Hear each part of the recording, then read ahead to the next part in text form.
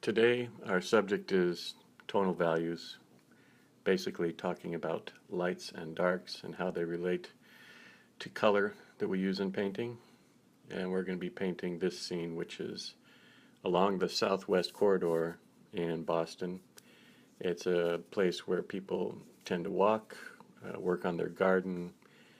And today's image, we're going to be doing a dog walker and some other people down the way.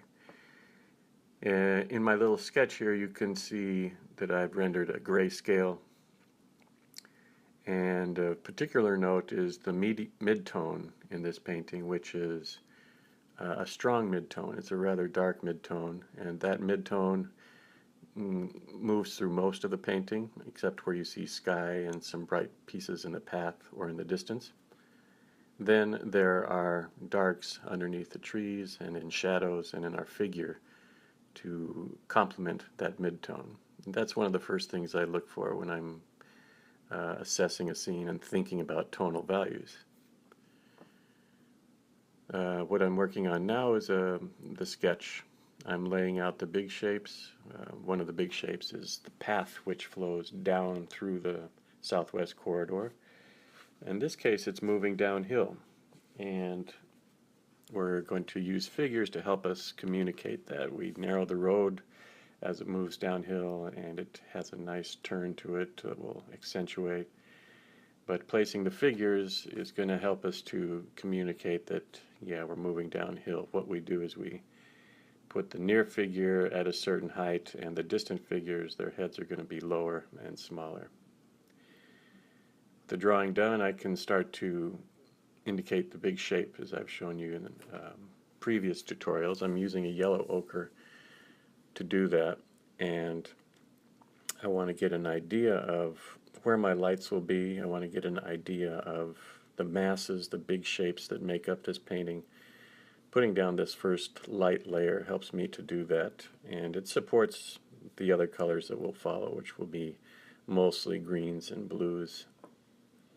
And you can see here I've isolated the lights in my painting, and I can see the big shapes. So once this is dried, then I start to lay in that big mid-value.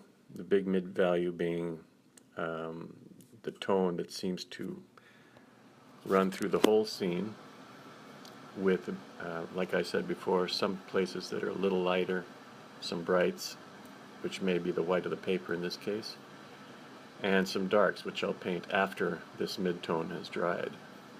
One point to note here is I'm painting the green. Each time I go to pick up more color, I'm adding either a brown or a blue or a black or a yellow to make it a little more varied. One of the things that when we're painting in summer is we face a lot of greenery, and to make it interesting, I found that I need to mix colors as I'm placing the green. If I use a standard green throughout the painting, it tends to look a little flat and boring. So I'm continuing to build that up. I'm aware that these are going to be darker areas.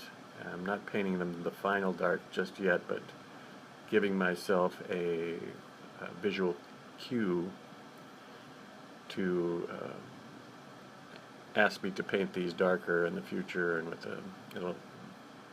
it'll translate into stronger strokes, I think. And so I'm going to carry a similar tone down through the grass here, adding more yellow, especially where the sun is moving across it, so that I get a feeling of sunlight striking the top of the grass as it moves down. And as a result, you can see the lights are really coming out. The lights in the back of the painting, up in the sky area, certainly on the path, and the path as it moves backward. And this gives me more confidence to work with the watercolor. That's important, that you're not guessing too much, that you can kind of see it in front of you and be able to really put your darks down with some authority. I painted some of the darker lines in, which climb up the path and move down towards the tree, the trunks of the tree. And now I'm starting to place the darker value onto a dried painting. The green is dried. You can see that large value, large mid value, and how it moves through the painting. Now the darks are going to help me to basically communicate the strength of light that's falling on the scene. It's a bright day, no doubt about it. It's a bright day, and so we need a strong contrast in the painting, and that's what I'm doing now. I'm applying, first of all, these foreground shadows, which are quite strong, and now I'm moving to the main tree and the tree to both sides with a darker, using a bit of black and a bit of green and a bit of blue. Again, I'm looking for a variation, and I'm looking to highlight some of the forward masses in the tree. And you can start to see the pattern emerging, and you can feel the direction of the light is coming from the right to the left.